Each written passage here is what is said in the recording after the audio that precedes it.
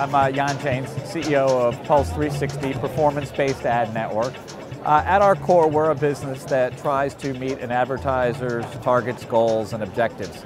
And those targets, goals, and objectives are clearly defined against an ROI goal. What I like about our business is there's no gray. I live in a black and white world, which means I'm hitting their goal, or I am not, and if I am not, I'm hustling really hard to do a better job to meet their goal. What I find fascinating, though, in the business is that it continues to evolve, change. At its core, the needs of an advertiser, mostly for us from a DR perspective, have stayed the same. I have an objective, I need to hit it.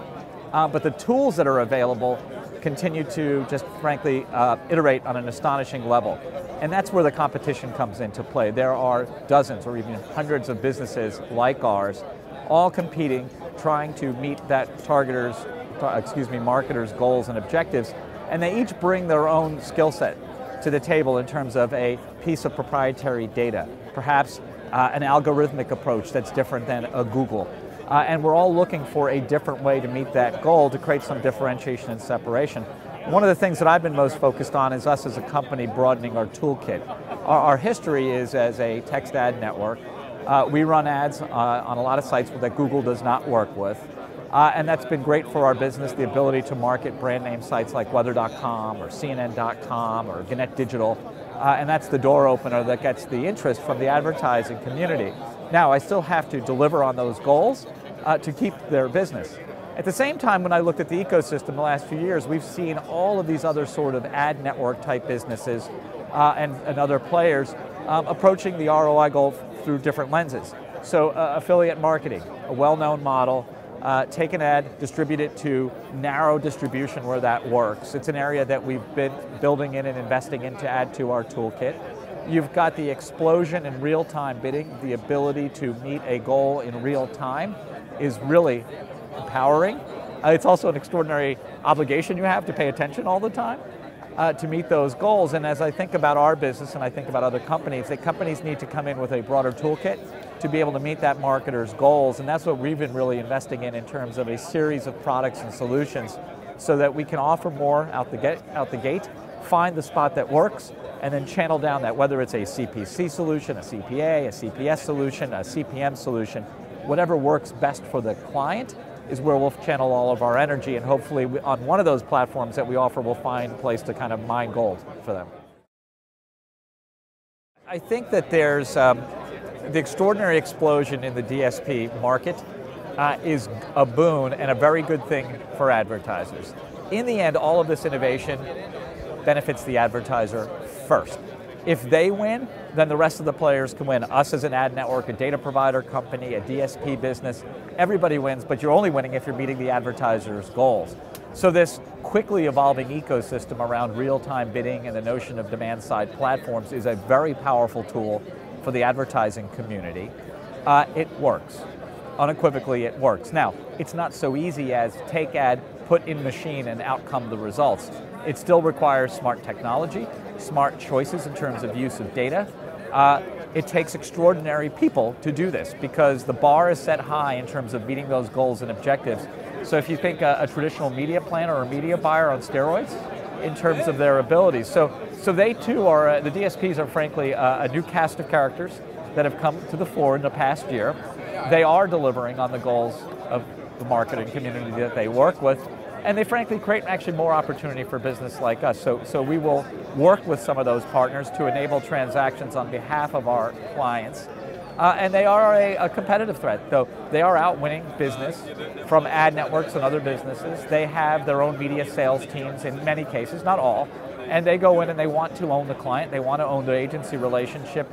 And so if they're a new flavor of ad network, then let's call it that, but they're another competitive force at the table. And it just frankly raises the bar for all of us to be innovative and do a better job, because otherwise somebody will take the business from you if they can do a better job than let's say myself or any of the companies that we've traditionally competed with. From the publisher perspective, here's what I see happening, and I'm convinced that the community will go this way. Every publisher still wants to have a first-person relationship with the advertiser. It's crucial. and that lets them build these big trusted relationships and do a lot of stuff with them, whether that's a promotion, a sponsorship, homepage takeovers, lots of different elements. But in the end, very few publishers have the ability to sell all their inventory, so they are reliant on others to help fill and hopefully create quality ad fill at a quality rate. Now, what I see happening in the DSP world is the ability to frankly transact with hundreds of advertisers. Now, they may be of interest to you, the publisher, one impression at a time, one user at a time, but the fact is that they may have an applicable fit, but they can never sell 1,000 advertisers, 2 impressions at a time each.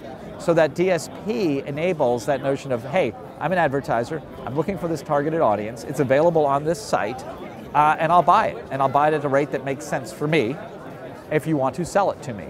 And I think that the publisher community will actually win over the course of time because they will have the ability to have ad relationships with hundreds or thousands of unique advertisers. You can bet the ones that show up all the time, they're going to be calling them back and saying, hey, I see your ad running here all the time. We should be doing more business together, not just on an ad hoc basis and you bought a few impressions. The guys who buy 2 impressions a month, a small number, it's fine. And I think it's okay. I mean, I think publishers need to understand that they have a focal point and they can probably deliver very cleanly and clearly on the goals and objectives of a set of advertisers. And for the rest, they'll matter, but only once in a while. And that's what the RTB community enables. Now, in the ad network space, everybody has to raise the bar. The publishers always want to get more return. And if you do a good job meeting the advertisers' objectives, your effective CPMs go up and you're satisfying the publisher as well. And I think what you will see is with more and more advertisers investing into RTB technology and becoming comfortable with buying, whether it's for DR goals or brand goals, that amount of money channeling into that funnel will actually increase CPMs, competitiveness, return, and then that there'll be this middle ecosystem of where RTB buying is a middle layer of inventory and revenue that's generated for the publisher, and then there's also the ad network business. Now, some of those ad networks can be ahead of RTB based on if they're niche sellers against verticals. Some of them, if they are broad-based, non-targeted, will be lower down the food chain in terms of their ability to drive a revenue return that matters to the publisher. But it's a positive, I think, for the ad community. If it's a positive for the ad community, the publishers will win over time. Probably the single most important topic for the future is mobile. And that's defined by the fact that these devices are proliferating into the hands of everybody in America. And it's going to have a positive opportunity be created in terms of the fact that you've got so much time spent with these devices, witness the usage patterns of people in attendance at this show, and it's the next wave. And it's the place where people will spend their time. How much will it take away from desktop usage? Don't know. Will it erode TV viewing? Don't know. But it's real that people like to use these devices, and I think it creates, again, whether it's geo-based services, the ability to send an offer to a person the second they step into your store, buy today, get 10% off. Mobile search is really critical, mapping. It's the next big thing, and it's happening right now, for real. Everybody's excited about the opportunity. I think one of the challenges is frankly screen size. It's really, really odd to think about an ad business that's built on a very, very small piece of real estate, a typical 300 by 50 banner that today most people can't even read. And they're poorly formatted and designed weekly, and that's tough. That's tough because the opposite thing happens on the desktop, whether it's defined as Project Devil at AOL, the OPAs, large size ad units. Those things are intended to grab the user's attention, get them to spend time with your message as a marketer, and the screen real estate's just really, really small. So I think there's an opportunity. I think it'll be different. It'll work for some marketers, won't work universally for everybody, and it'll depend on what kind of business you're in and what you're trying to achieve. So in my world of performance-based marketing, I can't imagine a person sitting on a mobile device and doing a long-form mortgage registration. Now they'll do it on a desktop, but will they do it on a mobile device? Not today. Now, does it create other opportunity in terms of like short-form lead gen, meaning giving your email submit, pass me a small piece of information? Absolutely creates opportunity for different sorts of marketers, and I think it's not, it's a part of the ecosystem. It's an important one because of the fact that everybody have these devices and they're always connected. and we'll find out which are the marketers that this platform really works well for, which are the ones where, hey, it doesn't fit for me, that story's being written. If I was looking at things to invest in, I would look at kind of predicted future behaviors. Things that tie to social media are intuitively a place to be looking at intelligently just because of time spent. Mobile devices, tablets are a place to be investing in because of predicted time spent. Video, it's common. My kids, watching TV on a 2-inch screen is the same as watching on a 42-inch screen. They'll do it, they accept it. That's a real area of kind of product growth. Consumer adoption will continue. There's a generation that's 20 years younger than most people here, or maybe 30 years younger than most people here, who are very much in tune with doing these things today, and they grow up with it in their school, they grow up with it with their friends, and then they'll express themselves on that device for the future, and they're very comfortable with doing it, and it creates real opportunity for video advertising and better forms of advertising that get translated to those devices. And look, video is an extremely powerful messaging platform. It's the thing, that's why people talk about television ads and what they've seen. People don't generally get excited about that internet banner campaign.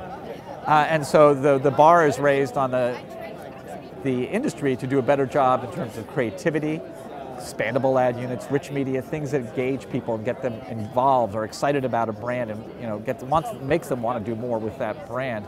So those are all kinds of areas, I think, frankly, of investment opportunity.